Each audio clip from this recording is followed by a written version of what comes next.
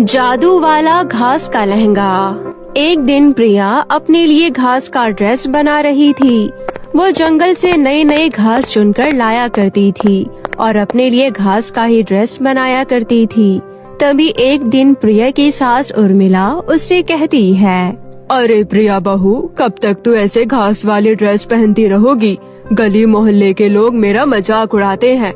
मैं आज ही तुम्हारे लिए बाजार से ढंग का कपड़ा ले आती हूँ।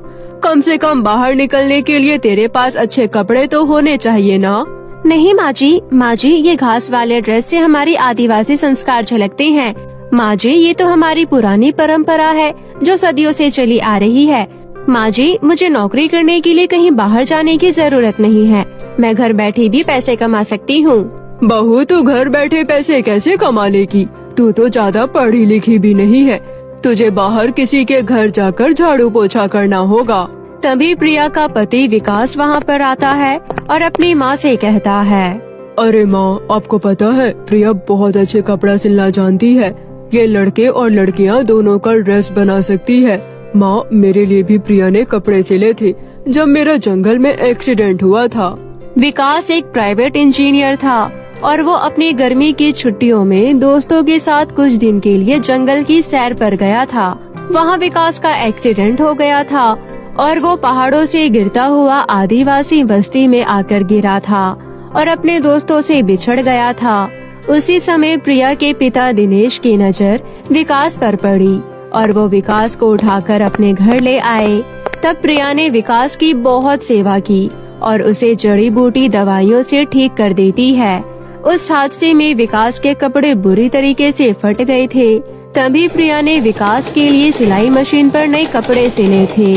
प्रिया दिखने में बहुत ही खूबसूरत थी। इसी वजह से विकास को प्रिया से प्यार हो जाता है और वो उसे प्रपोज कर देता है। उसके बाद दोनों की शादी हो जाती है। शादी के बाद विकास और प्रिया दोनों शहर आ जाते हैं। कुछ दिनों बाद विकास की नौकरी छूट जाती है। नौकरी छूट जाने के बाद उनके घर का हालात खराब होने लगता है। ऐसे में प्रिया और उर्मिला घर का खर्च जैसे तैसे चलाने लगे थे, लेकिन अब जमा पैसे भी खत्म हो गए थे। उर्मिला को इस बात की चिंता सता रही थी कि अब घर का खर्चा कैसे चलेगा। तभी प्रिया कहती है, माँ जी मेरे घर पर सिलाई मशीन रखी हुई है। मैं पिताजी से बात करके सिलाई मशीन यहाँ मंगवा लेती हूँ, क्योंकि आपकी वाली सिलाई मशीन तो खराब हो चुकी है। बहू, मशीन तो मंगा लोगी, लेकिन कपड़े कहाँ से लाओगी? माँ जी मैंने कुछ पैसे बचा कर रखे हैं, उन पैसों से हम कपड़े खरीद कर ले आएंगे। ठीक है प्रिया बहू, तू जल्द ही ये काम शुरू कर दे। प्रिया ने फोन करके अपने पिता से सिलाई मशीन शहर मंगवा लेती है और विकास को बाजार भेजकर कुछ सस्ते सस्ते कपड़े मंगवा लेती है। कपड़े देखकर प्रिया की सास बोलती है, प्रिया ये तो बहुत सस्ते कपड़े हैं। माँ जी एक बार इन कपड़ों को सिल जाने दीजिए, फिर ये कपड़े आपको महंगे लगने लगेंगे। प्रिया ने उन सस्ते कपड़ों से लड़कियों के लिए सुंदर सुंदर ड्रेस सिलकर तैयार करती है। प्रिया की सिली हुई ड्रेस देखकर उसकी सास कहती है, अरे प्रिया बहू, ये कपड़े तो सच में बहुत महंगे लग रहे हैं। एक ड्रेस की कीमत 1000 रुपए से कम नहीं लग रही। प्रिया बहू, तेरे हाथों में जादू है, जादू। माँ जी अब मैं इन कपड़ों को बाजार में बेचने जाऊंगी। हाँ हाँ ठीक है, बेच आना, लेकिन बाजार जाने के लिए पहले अपने लिए तो कुछ कपड़े सिल ले। माँ जी मुझे अपने लिए कपड़े सिलने की कोई जरूरत नहीं है, मैं तो अपने इस घास वाली ड्रेस में ही बाजार जाऊंगी। हे भगवान, ये कैसी बातें कर रही है बहू। अब यही दिन देखना रह गया था कि मेरी बहू घास की ड्रेस पहनकर बाजार जाएगी। लोग मुझे क्या कहेंगे? अरे माँ, घास वाली ड्रेस में क्या खराबी है? प्रिया सही तो कह रही है। अगर प्रिया घास वाली ड्रेस पहनकर बाजार जाएगी तो लोग इसके तरफ ज्यादा आकर्षित होंगे और इसके कपड़े खरीदने के लिए इसके पास आएंगे। तभी तो प्रिया के सिले हुए कपड़े बाजार में ज्यादा बिकेंगे। शायद तो ठीक कह रहा है बेटा। उसके बाद प्रिया अपने घास वाली ड्रेस में बाजार जाती है और रोड के किनारे बैठकर अपने सिले हुए कपड़े बेचने लगती है। आओ आओ कपड़े ले लो, सेल लगी है, सेल 50% डिस्काउंट पर कपड़े ले जाओ। 2000 वाले कपड़े 1000 रुपए में ले जाओ। प्रिया की आवाज सुनकर आने जाने वाले राहगीर उसकी तरफ देखने लगते हैं। शहर में रहने वाले लोग कभी भी किसी को आदिवासी ड्रेस में नहीं देखा था। प्रिया को देखने के लिए उसके पास लोगों की भीड़ इकट्ठा हो जाती है और लोगों की नजर जब प्रिया के कपड़ों पर पड़ती है तो लोग उसे कपड़े खरीदने लगते हैं। तभी एक औरत प्रिया से कहती है, अरे बहन जी, ये ड्रेस क्या आपने सिली है? जी मैम साहब। अरे वाह, ये तो कितनी सुंदर ड्रेस है। मेरी बिटिया के ऊपर ये बहुत सुंदर लगेगी। ऐसा करो, तुम ये ड्रेस पैक कर दो। प्रिया उस औरत को ड्रेस पैक करके दे देती है और वो औरत प्रिया को खुशी खुशी 1000 रुपए देती है।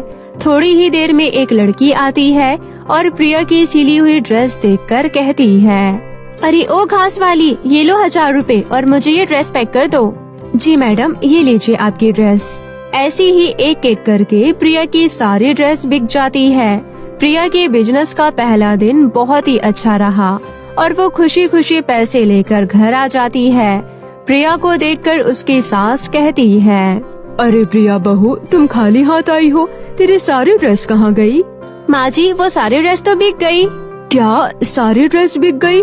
हाँ माँ जी, ये लीजिए, आज की पूरी कमाई पूरे 15,000 रुपए है। अब कल मैं और ढेर सारे ड्रेस बनाऊंगी।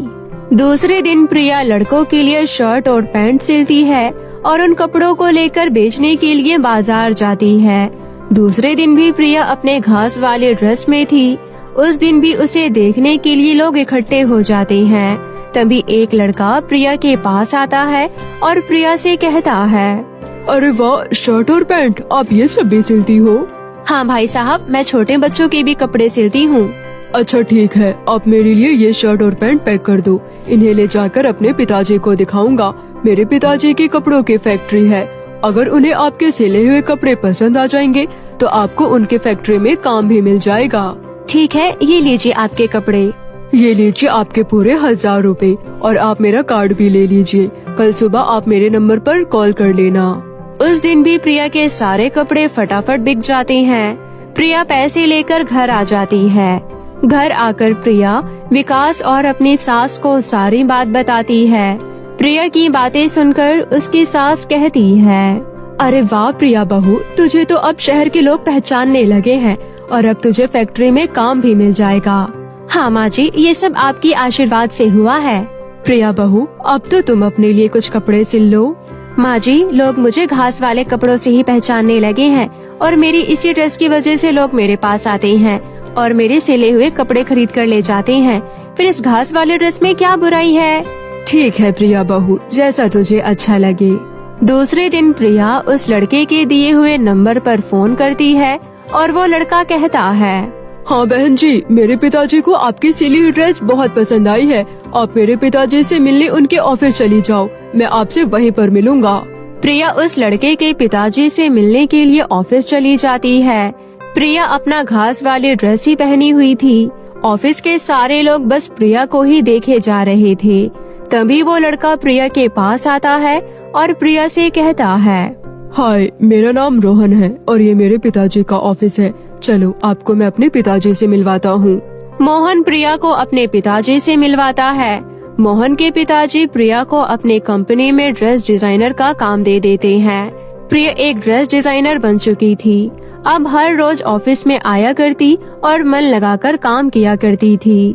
प्रिया अपने घास वाले ड्रेस में ही ऑफिस आती थी। एक दिन मोहन के पिता प्रिया से कहते हैं, प्रिया, ये तुम्हारे घास वाले ड्रेस हर किसी को तुम्हारी तरफ अट्रैक्ट करती है। तुम एक ऐसे ही घास वाले कपड़ों की ड्रेस बनाओ जिसमें आर्टिफिशियल घास लगे हो, शायद वो लोगों को पसंद आए। अरे, मैंने इस बारे में पहले क्यों नहीं सोचा? आपका आइडिया बहुत अच्छा है। मैं आज ही एक ऐसा ड्रेस बनाऊंगी। प्रिया उसी दिन कपड़े का एक लहंगा बनाती है जिसमें आर्टिफिशियल घास लगाती है।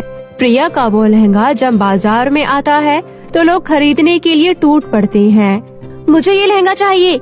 नहीं नहीं, ये लहंगा मुझे चाहिए। अरे नहीं नहीं, मुझे अपनी बेटी के लिए ये वाला लहंगा चाहिए। तभी दुकानदार कहता है, अरे लेकिन ये लहंगा तो एक ही पीस है, इसलिए किसी एक को ही मिलेगा। हर कोई प्रिया का बनाया हुआ घास वाला लहंगा खरीदने के लिए उत्सुक था, लेकिन वो लहंगा किसी एक को ही मिल सकता था। लोगों ने वैसा लहंगा लाने के लिए डिमांड करने लगे। अब बाजार में प्रिया के बनाए हुए घास वाले लहंगे की खूब मांग बढ़ गई।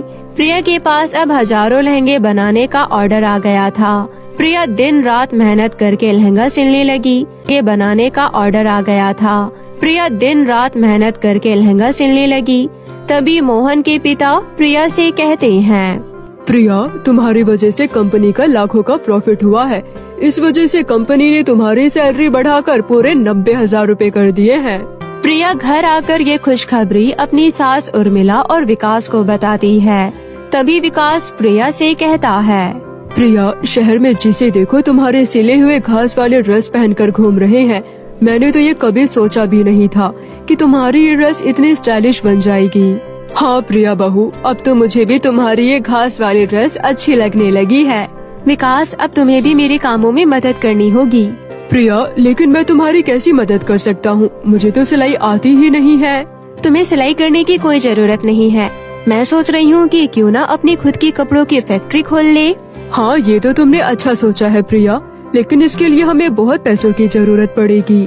विकास, वो सब तो हो जाएगा। हम कंपनी के नाम पर लोन ले लेंगे और धीरे धीरे करके लोन चुका देंगे, लेकिन तुम्हें हमारी कंपनी संभालनी होगी। ठीक है प्रिया, मैं इसके लिए तैयार हूँ। दूसरे दिन प्रिया बैंक से लोन लेकर अपने काम की शुरुआत करती है और कुछ दिनों की मेहनत के बाद वो खुद का कपड़ों की फैक्ट्री खोल लेती है। अब प्रिया अपने फैक्ट्री में खुद कपड़े सिलने लगी थी। प्रिया और विकास ने खूब कड़ी मेहनत करके शहर में अपना फैक्ट्री का नाम रोशन करते हैं। प्रिया के कपड़ों का मांग अब दूसरे शहर में भी आना शुरू हो गया था। अब धीरे धीरे प्रिया की कमाई बढ़ने लगी थी और वो बैंक का लिया हुआ लोन चुका देती है। अब प्रिया का बनाया हुआ ड्रेस विदेशों में भी बिकने जाने लगे थे।